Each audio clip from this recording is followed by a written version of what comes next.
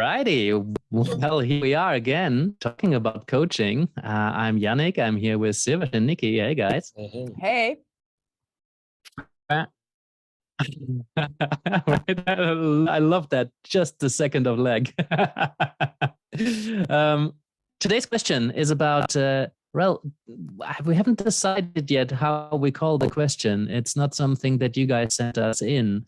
But it's something that emerged as in a conversation I did for another podcast, the Coaching Uncaged podcast by the Animas guys, Animas Center for Coaching. And I talked to Towanna Burrous, who's the founder of the Coach Diversity Insitute. And obviously, amongst other things, we talked about diversity, but there was a different angle in that. Because it dawned on me that we talked about the importance of working with diverse clients, right? With clients who are different, clients who are different from us, and clients who are different from each other. I mean, we're all different, we're all unique. But it dawned on me that the act of niching, which is something that a lot of coaches, especially in the beginning, when they build their business and they look out what's in the business space and marketing experts, most people will tell you, no, you must niche. Right? You must know exactly who you're talking to. And it's really helpful. We have an episode on this. When we're speaking first, when we're building a website, when we're thinking about what content to put on our social media or what blogs to write, it's helpful to know who we're talking to. But I found that find is all who like them, approach them. You know, and if I look at your clientele, and I encourage you to pause this and have a little think on, who are my clients at the moment? If you reflect on the clients that you're currently working with right at this point, who's an active client of yours, and just kind of take a snapshot and see what kind of people are they? Maybe what they look like, but also maybe how they are like, right? Diversity goes well beyond what people look like. Many coaches will notice that they attract clients who are similar to them. And I've learned so much from my agency work where they didn't really know much about me. They picked me because of the topic, or maybe because of, something that they wanted, or maybe because of my approach.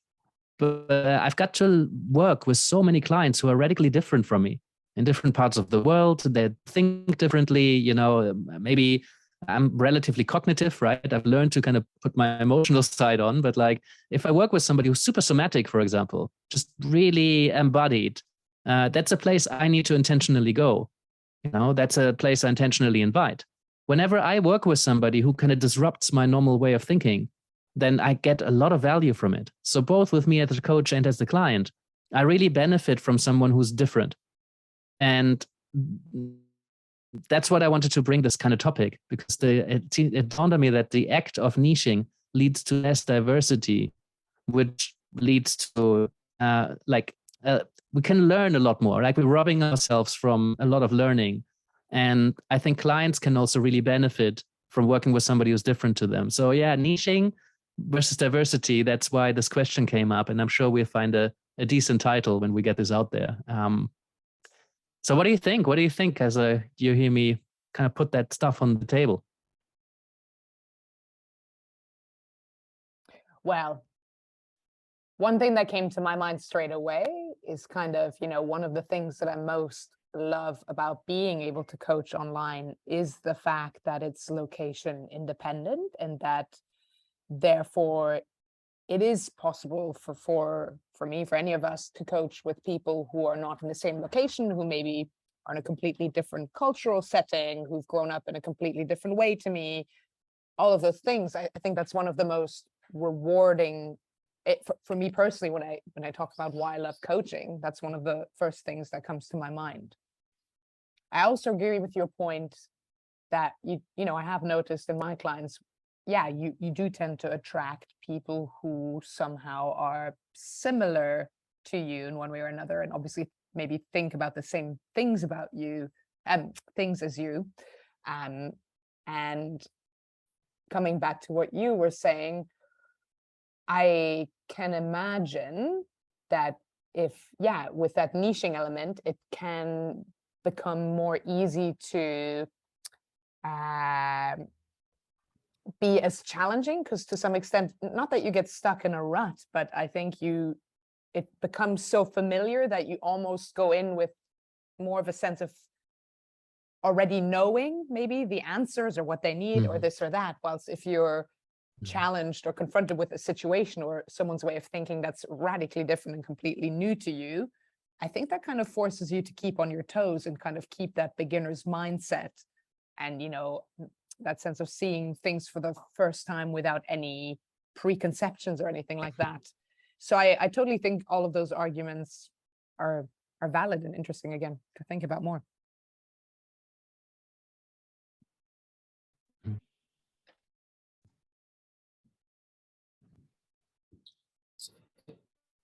It's interesting because as I'm listening, different things are coming up for me, because initially I thought, hey, you know what, you're right. It's really useful to play with different niches. But what I realized actually in my practice, so the last 3-4 years, most of my niche has been business coaching.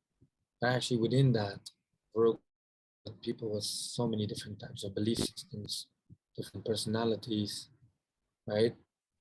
Different, you know, just completely different human beings.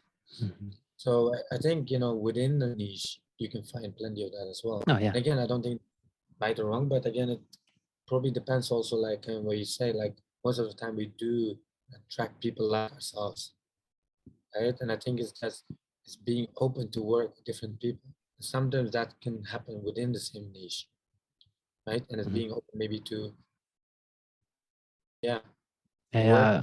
work people with people that are very different. Oh, 100%. And we have a good episode on niching, and niching doesn't necessarily mean a demographic, right? We also talked about niching could be the approach that you use, or to help, like helping people, what people are trying to avoid or what they desire. So if you're a coach who's working with, I don't know, helping people to reduce stress, then yes, what they all have in common is they're stressed. But that does not mean that they're the same. They could be from vast cultural and psychological backgrounds and really could be one different, or even though what they have in common is that they're stressed. So that's not the discussion, right? Because there's a lot of diversity within different niches. That's totally right.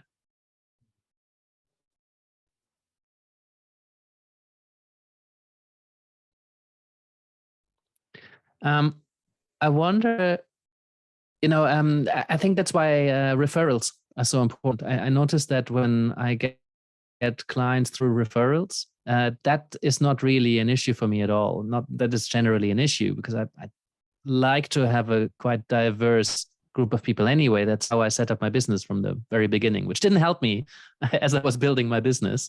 It's not helpful to, you know, not niche or to look for very diverse clients, because it's going to make marketing in its traditional sense a lot more challenging, right? Because you're not as clear as other people in terms of, you know, who you're talking to. But you can talk to a particular experience, you know, and that will still keep the clients quite diverse. But when it comes to referrals, that's not a thing, right? Because people recommend you for the results that they got or the experience that they had, or they just regard you as a quality coach that is worth recommending to someone that they have a conversation with. So that really helps. So with time and more referrals, that's going to matter less and less. I think it matters much more to the coaches who have a marketing machine going, right? Who have thought a lot about putting stuff out there so that it resonates with people, and that on that basis, they reach out to you. So that's something to consider. If you're a coach who has something set up, have a little look at that, you know, maybe reflect on who's coming through. Maybe you're absolutely happy working with a very specific kind of person. I think you're missing out on some learning, but that's okay. Not everybody has to like learn all the time, everything as much as possible. You know, we don't need to optimize and maximize everything, at least in my opinion. But I think it's good to be aware of, right? If you feel like you've been feeling a bit stuck in your practice, or maybe even it got a bit boring, or, you know, there's some spark that is missing that you've had when you started your coaching journey, then often that's something to be curious about. I think that variety is good, and it helps you. I think it opens you up. It gets you uncomfortable, opens you up to growth. I think one of the things that I wrote down is like noticing your own patterns. If you always work with very specific type of people, sometimes just mix it up. Work with someone that's very different. Works with someone that has a very different belief system, or that has a very different worldview. And again, you know, it might be uncomfortable. It might not even work out.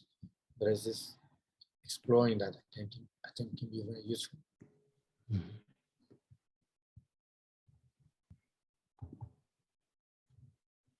Nicki, anything else from your end?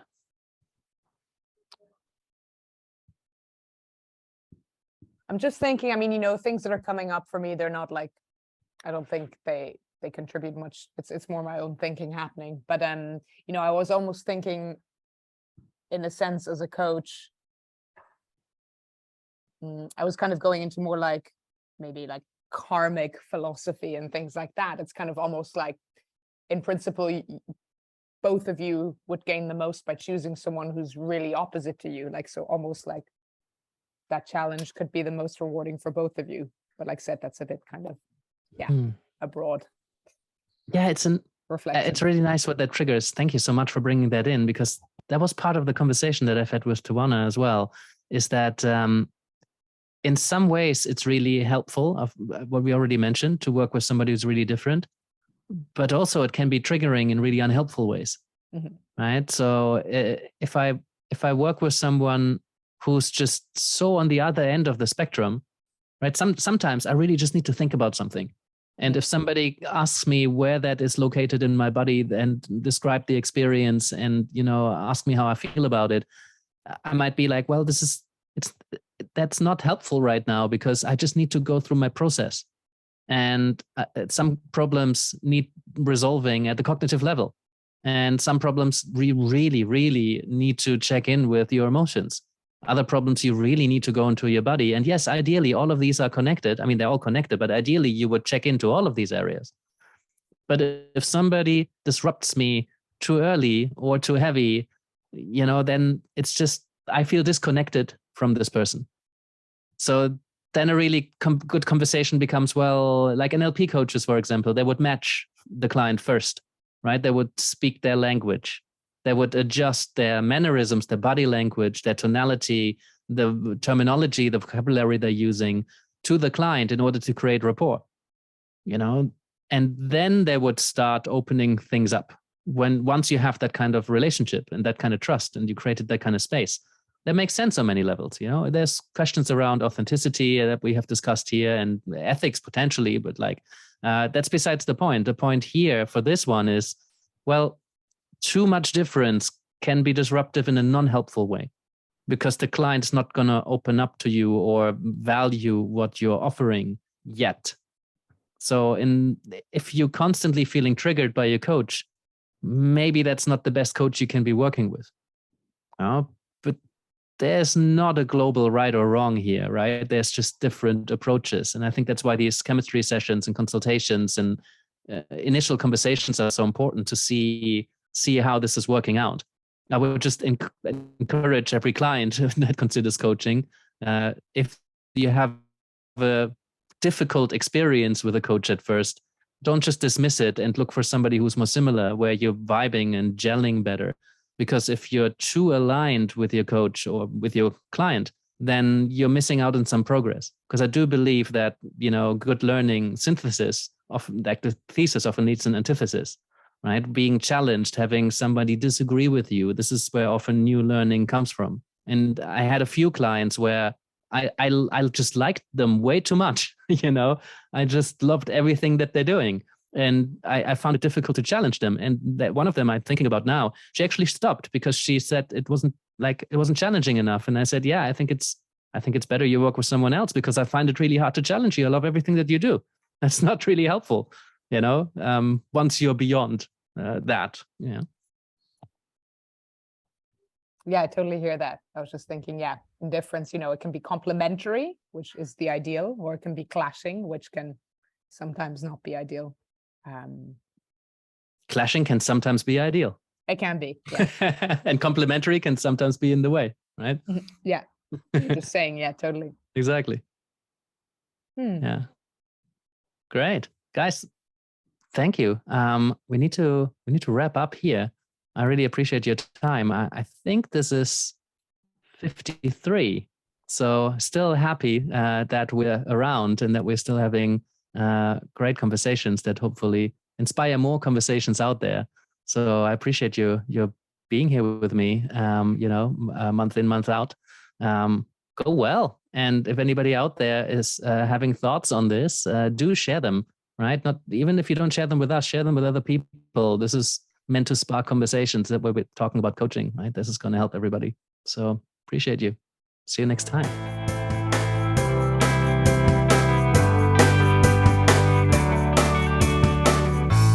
Thank you for being with us today. I appreciate your commitment to learning and growing as a coach. Just a few things before you go. First of all, we're doing this for you. So if there's anything you'd like us to talk about, do send us a question. Secondly, we're not doing this for profit, so we rely on your support to help us reach as many coaches as we can.